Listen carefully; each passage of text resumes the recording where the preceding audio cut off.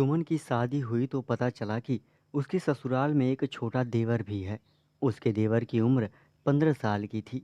सुमन को यह जानकर बहुत खुशी हुई, क्योंकि वह अपने भाइयों में सबसे छोटी बहन थी। उसका कोई छोटा भाई नहीं था, इसलिए उसे छोटे भाई की ज़रूरत हमेशा से ही रहती थी। अब सुमन खुश थी कि उसे देवर के रूप में छोटा भाई मिल गया। सुमन के ससुराल में उसकी सास नहीं थी। किसी हादसे में उसकी मृत्यु हो गई थी।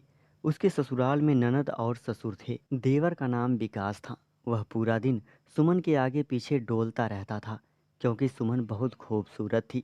दरअसल सुमन की लव मैरिज हुई थी। जब वह दोनों स्कूल में थे तभी दोनों में प्यार हो गया था।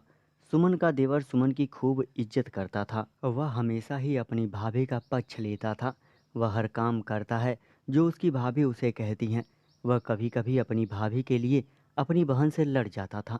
सुमन जब उसे समझाती तो कहता, आप मुझे बहुत अच्छी लगती हो, आपके लिए तो मैं पूरी दुनिया से लड़ सकता हूँ, तो यह मेरी बहन क्या चीज़ है।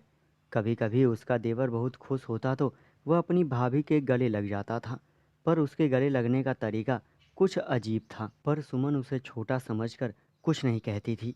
एक दिन सुमन का पति किसी पार्टी में गया था।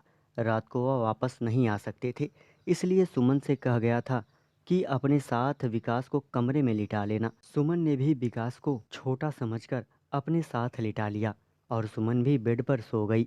आधी रात को सुमन को एहसास हुआ कि उसके हाथ में किसी का हाथ है। उसकी आंखें खुली तो उसने देवर को सुमन का हाथ पकड़ रखा था। सुमन देखकर डर गई और बोली, यह क्या बदतमीजी है।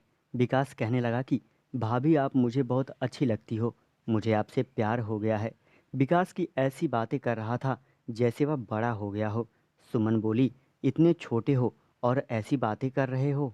विकास मुस्कुरा कर बोला, भाभी मैं छोटा नहीं हूँ, मैं 13 साल का हूँ। मेरा कद नहीं बढ़ा, इसलिए सब मुझे छोटा समझते हैं। अब वह सुमन के साथ ज़बरदस्ती करने लगा। सुमन ने बोली, छोड़ दो मुझे, नहीं तो मैं तुम्हारे भाई को बता दूंगी।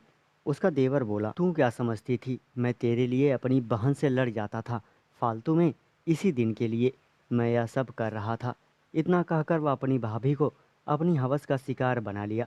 सुमन ने भी अपनी इज्जत बरकरार रखने के लिए किसी को कुछ नहीं बताया। दोस्तों, चैनल को सब्सक्राइब करें और हिलाते रहें। Thank you.